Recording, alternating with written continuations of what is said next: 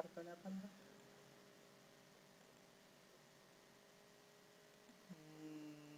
Estaba dibujando esto. Lo empecé a dibujar tal como para adelantar un poco. Estábamos en este con el bromo de acá abajo. Acá ataca el bromuro por arriba porque el bromonio estaba por acá abajo. Entonces se une bromo por arriba. Lo mismo que veíamos antes. Es esto que estaba plano, ¿sí? Va como a bajar. Entonces les queda igual el etilo por adelante y el metilo por atrás, pero baja. Y ahora el bromonio que estaba por abajo, cuando se abre, les queda del lado derecho ahora el bromo por abajo y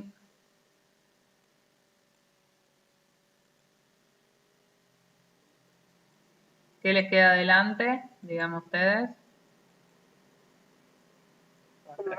El hidrógeno adelante y el etilo atrás.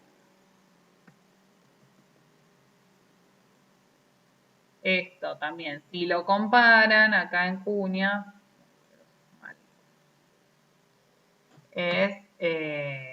ven que esto es este caballete y este que les estoy señalando es el de atrás. ¿Está bien? Como para que se ubiquen en cómo pasarlo a caballete. Luego de caballete a Fisher ya saben pasar y asignan la configuración. ¿Sí? Entonces, del isómero E obtienen estos dos. ¿Está? Miren las Fisher si quieren compararlas con un espejo imaginario. ¿Sí? Noten que son enantiómeros. Perfecto. Obtienen un par de enantiómeros. Que si se acuerdan de lo que yo les dije antes, producto ópticamente inactivo, obtienen una mezcla de enantiómeros. O sea, la mezcla no tiene actividad óptica. Cada uno por separado sí, pero la mezcla no tiene actividad óptica. Del Z, háganlo luego, tranquilos en su casa, obtienen, ¿sí? Acá también tracen un espejo imaginario, el otro par de enantiómeros, ¿está?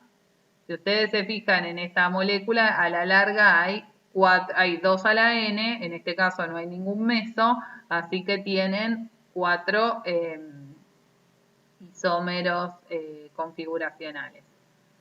Un par de enantiómeros y el otro par de enantiómeros, ¿sí? Este es diastereoisómero de estos dos, ¿está? Lo mismo, este es diastereoisómero de estos dos, ¿sí? Entonces, del E obtienen un par, del Z obtienen el otro par, ¿está?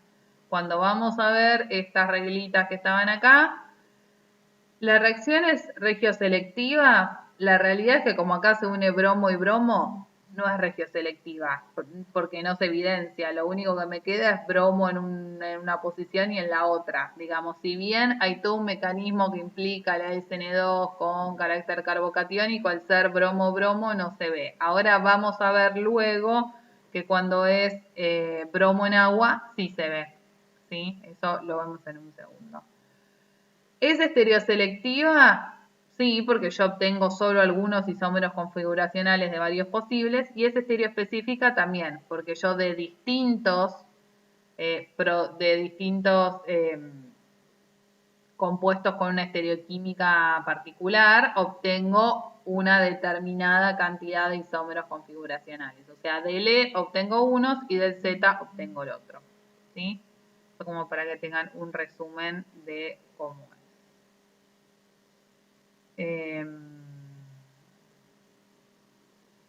Acá tienen algunos ejemplos que ustedes después los pueden ver en más detalle. A ver, del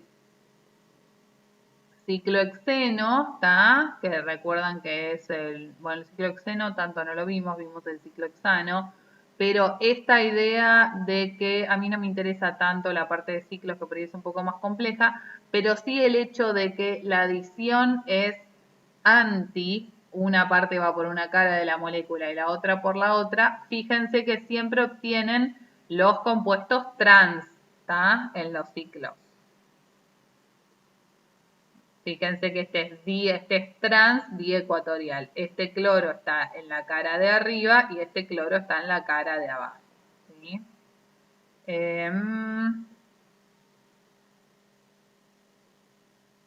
Este otro lo pueden hacer ustedes solos. Está para que recuerden que, por ejemplo, en este caso, el cis obtienen un par de enantiómeros y del trans obtienen en este caso el meso. Y el meso es diastereoisómero de este y de este. ¿Sí? O sea, obtienen un par de enantiómeros o bueno, puede ser un meso. O sea, eso depende de lo que ustedes tengan como sustrato. ¿Sí? Se los puse para que ustedes también se planteen un poco el mecanismo y practiquen y ya tienen la resolución. Nos queda la formación de aloidrinas, que por suerte es exactamente igual. A ver, ¿qué cambia? Esta reacción que yo les mostré, el mecanismo es bromo o cloro, por ejemplo, en tetracloruro de carbono, que es un solvente inerte.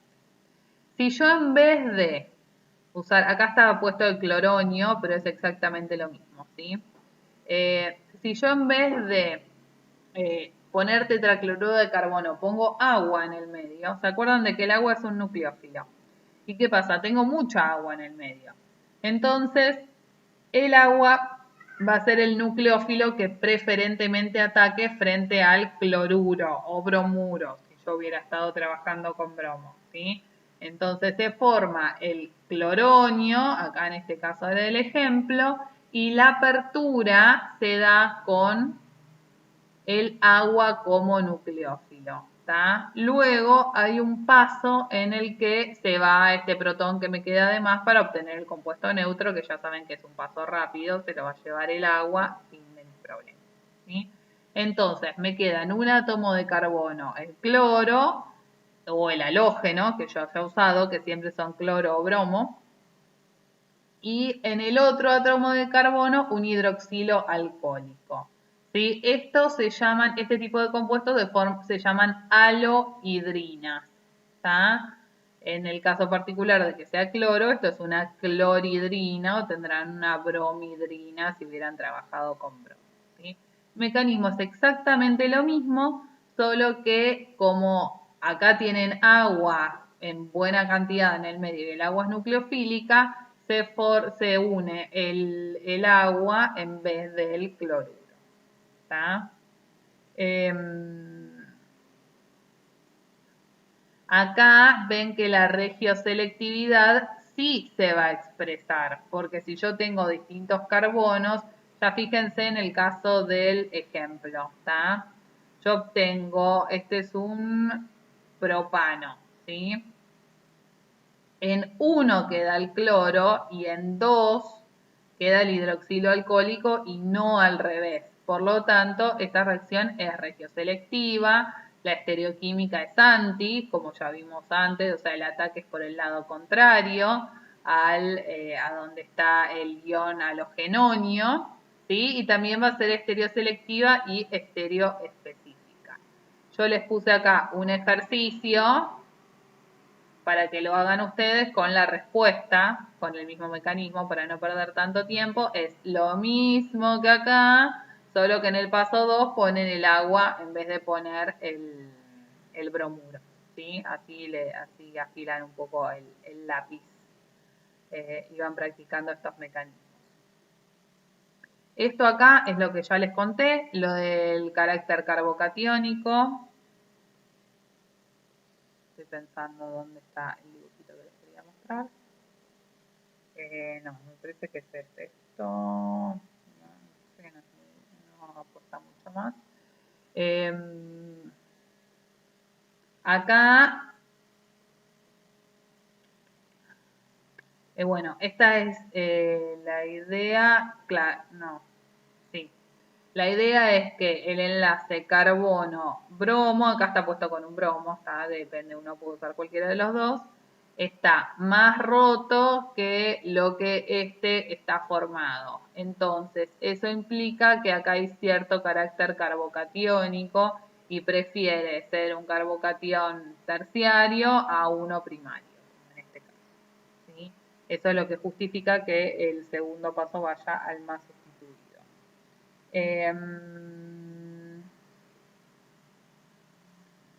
Bueno, consideraciones de esto, ya algo les había adelantado yo. Esto en realidad es uno de los mecanismos, les puede pasar si ustedes se llegan a dedicar, ojalá, a la química orgánica, porque les gusta muchísimo, que sus reacciones no vayan vía bromonio o cloronio, ¿sí? Las de bromonio en general dan mejor que las vía cloronio. Si va vía carbocatión, obviamente todo esto cambia, ¿no? Porque el enlace puede rotar y va a ser mucho más parecido a las primeras reacciones que vimos, donde puede atacar por una cara o por la otra cara, ¿sí? Dando, digamos que donde les va a quedar el carbocatión que puede ser atacado por las dos caras, que este mecanismo que tiene una restricción eh, configuracional, ¿no? Eh,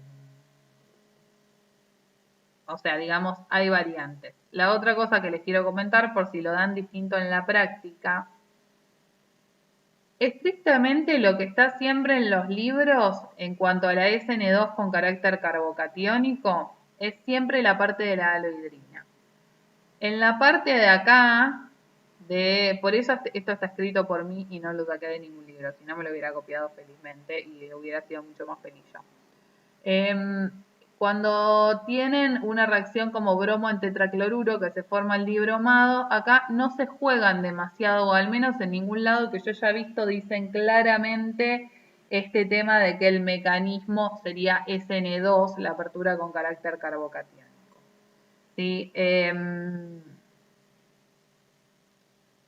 Si no lo fuera, el resultado es el mismo, solo que tienen que trabajar más, porque tendrían que plantear el ataque al carbono más sustituido y al menos sustituido, y estos productos, si quieren háganlo y mírenlo, se les van a duplicar, o sea, hay dos que a la larga van a terminar tachando porque son iguales a los otros dos. ¿Sí? Cuando escriban el nombre van a ver que dos veces van a escribir 3R, 4R, 3,4-dibromo, 3-metilciclohexano. Lo mismo acá. ¿Sí?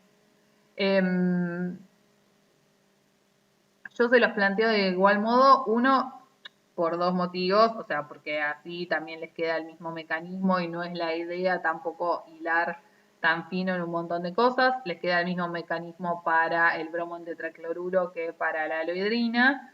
Dos, yo creo que realmente este mecanismo es válido en ambos casos, solo que en el caso del bromonio o sea, no se revela después en los resultados. Si atacara los dos carbonos, ya les digo, el resultado sería el mismo. No afecta al resultado. No sé si me estoy explicando con esto.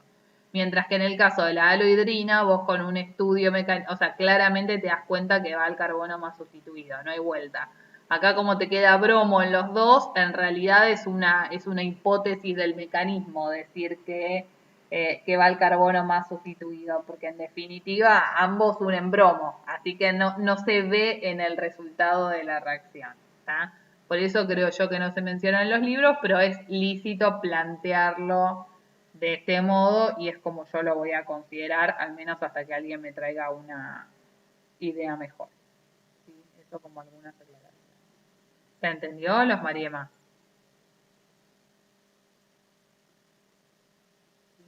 ¿Queda esto bien? Bueno, después igual lo piensan y cualquier cosa me dicen. ¿tá? Quedan dos diapositivas. Dos diapositivas de la felicidad, que son muy cortas. Pero como para que vean una adición electrofílica con estereoquímica. Bueno, este es el caso de la hidrogenación catalítica de los alquenos. A ver, ustedes ponen un alqueno con hidrógeno y se le pone un catalizador. Hay algunas son con catálisis homogénea, pero la mayoría es un catalizador heterogéneo que puede ser paladio sobre carbón. Así que esto luego se filtra el paladio sobre el carbón, ya se dan cuenta de que son partículas, ¿sí? Luego lo filtran de la reacción, como para que el catalizador se filtre y se pueda reutilizar. Y se hacen las hidrogenaciones en un hidrogenador con hidrógeno a presión, ¿está bien?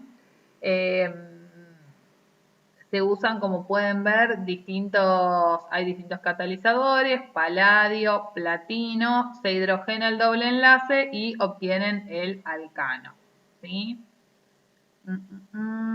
Del mecanismo.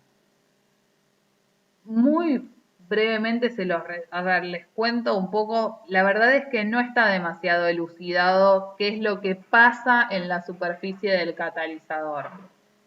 ¿Tá?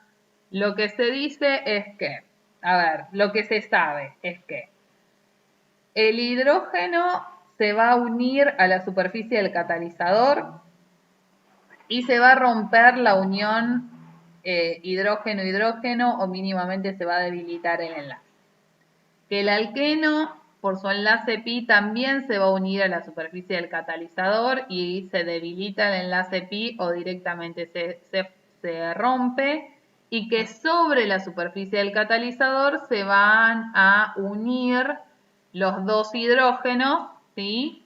Para formar el alcano y que luego se libera o sea, que en este proceso queda libre el alcano, ya no queda absorbido sobre la superficie del catalizador. ¿Sí? O sea, no se sabe mucho. Lo que se sabe es que todo ocurre en la superficie del catalizador y eso es lo que justifica también que los hidrógenos se unan por la misma cara de la molécula. Si adición anti era por caras opuestas, adición sin es por la misma cara de la molécula. ¿Tá? O sea, no le da tiempo, no se plantea, digamos, no se cree que los hidrógenos se adicionen al mismo momento, pero sí en un momento suficientemente cercano o restringido como para que el enlace no llegue a rotar y que uno tenga el resultado de la adición siempre por la misma cara. ¿Tá? Entonces, por ejemplo, si ustedes tienen este ciclo, fíjense que los hidrógenos quedan cis uno con respecto al otro, ¿está bien? En este caso por la cara de abajo los pusieron. Pero bueno, esto es lo que significa estereoquímica cis, siempre por la misma cara.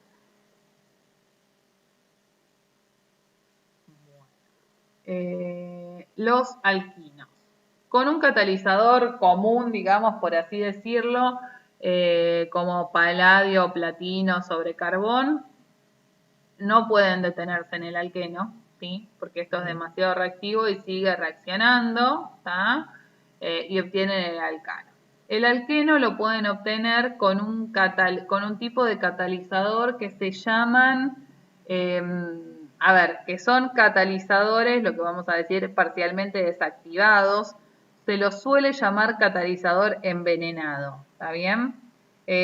Son catalizadores que lo que uno hace, por ejemplo, acá el de Lindlar es uno de los más usados, acá les puse cómo se forma, no me interesa particularmente que sepan los tipos de catalizadores de Lindlar, pero la idea es que vos lo que haces es reducir la cantidad de sitios activos en el catalizador para que sea menos reactivo, ¿sí? Entonces, de ese modo lográs parar la reducción en el alqueno y no te pasás, ¿está? Aclaro la quinolina, que es el único compuesto que creo que no conocen de los que figuran acá. La quinolina es un heterociclo nitrogenado.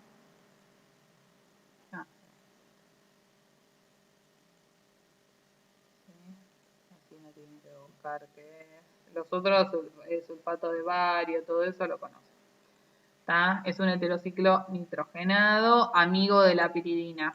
¿Sí? Si ya estuvieron estudiando piridina, ¿tá? Tiene el par electrónico en un orbital sp2, así que también es básico y bueno, bastante similar en muchas cosas a la piridina, da el mismo tipo de reacciones.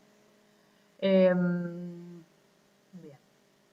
Entonces, con un catalizador envenenado, es decir, que está parcialmente desactivado, logro frenar en el alqueno.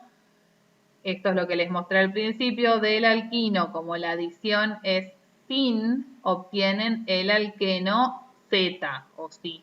¿Está bien? El 2-penteno en este caso. ¿Sí? Por eso esta reacción es estereoselectiva, porque obtienen solo el Z y no el E. Acá habíamos dicho que era un ejemplo de reacción que es estereoselectiva, pero no estereoespecífica, porque acá el sustrato nada, es un alquino, es lineal, así que no tengo ningún tipo de configuración para aceptar.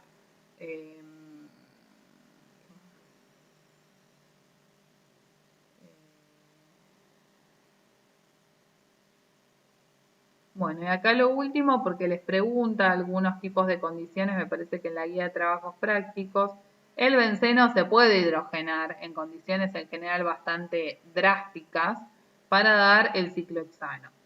¿Sí?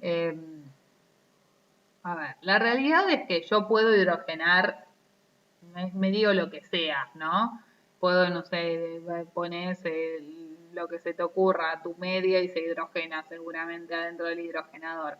¿Por qué? Porque yo tengo mucha posibilidad de variar las condiciones. Puedo variar la temperatura y puedo variar la presión, ¿sí?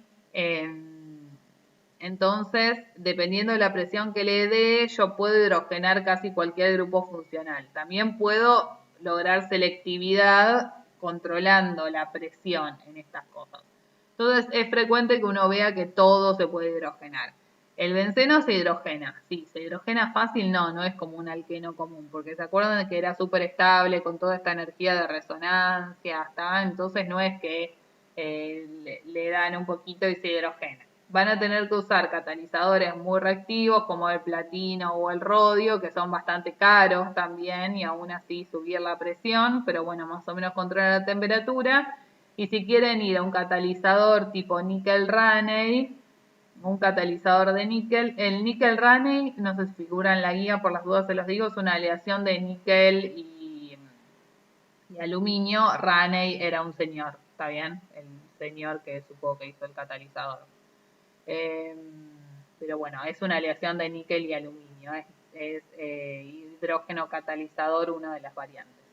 Los catalizadores de níquel son mucho más baratos, pero ya fíjense las condiciones. Tienen que estar entre 100 y 200 grados y una presión de 100 atmósferas, que es como muchísima presión, ¿sí?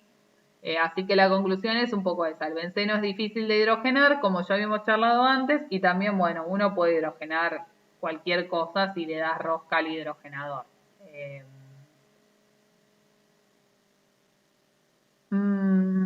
Luego, me parece que nada más de esto. Bueno, nada, para terminar, dato de color, hidrogenaciones no hice muchas. Nosotros tenemos un hidrogenador muy viejito y todos tenemos miedo de en algún momento volar por el aire. Esperemos que no ocurra nunca. Pero son muy simpáticas porque cuando dan, porque ocurren o no ocurren, ¿sí? Pero cuando ocurren, vos lo que ves es en el manómetro que hay una caída de la presión, así te cae la agujita y eso significa que el hidrógeno se adicionó a tu doble enlace felizmente y cuando eso ocurre la reacción da muy bien. Sacás la reacción y filtrás el catalizador y tenés tu compuesto prácticamente puro, maravilloso. Son bastante simpáticas en ese sentido. Yo creo que hice 2 en mi vida, pero fue una grata experiencia. Y creo que nada más. Estas serían las adiciones electrofílicas y el inicio de su conocimiento de reacciones orgánicas y nos quedan muchas más para el futuro. Vieron que se llama reacciones 1. O sea, van a venir más. ¿Dudas? ¿Se quieren morir? ¿Les gustó?